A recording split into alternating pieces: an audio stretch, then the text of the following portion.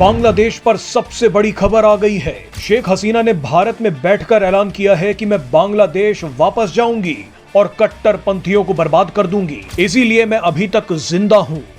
यानी भारत को जिस चीज का इंतजार था वो होने लगी है। आपको याद होगा कि कुछ दिन पहले डोनाल्ड ट्रंप से जब बांग्लादेश पर सवाल किया गया था तो ट्रंप ने कहा था कि मैं बांग्लादेश को पीएम मोदी पर छोड़ता हूं। कई लोगों को समझ नहीं आया कि ट्रंप ने बांग्लादेश पर पूछे गए सवाल को मोदी के हवाले किया है या पूरे बांग्लादेश को, मगर अब तस्वीर थोड़ी थोड़ी साफ होने लगी है।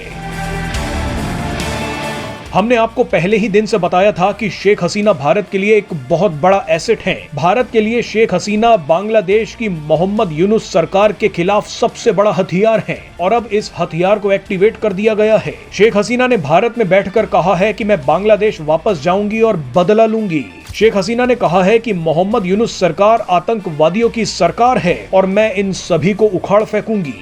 पिछले कुछ दिनों में शेख हसीना ने भारत में बैठकर दूसरी बार बांग्लादेश में अपने समर्थकों को भाषण दिया है। इस भाषण में शेख हसीना ने कहा है कि लोगों की हत्या करने के लिए मोहम्मद यूनुस ने आतंकियों को छोड़ दिया था।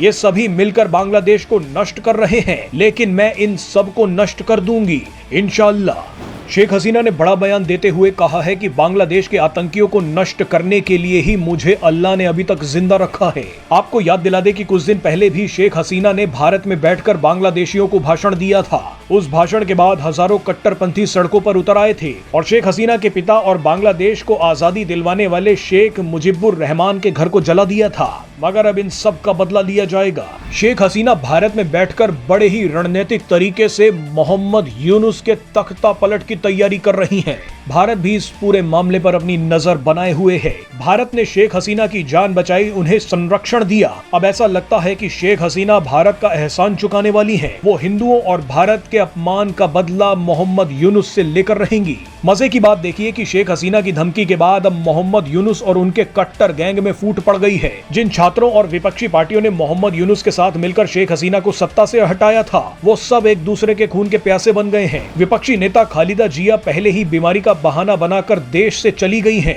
तो वहीं जिन बांग्लादेशी छात्रों ने मोहम्मद यूनुस के साथ मिलकर पूरे देश में दंगे किए और शेख हसीना की कुर्सी छीन ली, अब उन्हीं छात्रों ने मोहम्मद यूनुस को धमकी दे दी है। ये छात्र बोल रहे हैं कि हम अपनी नई पार्टी बनाएंगे और मोहम्मद यूनुस को सत्ता से हटाएंगे।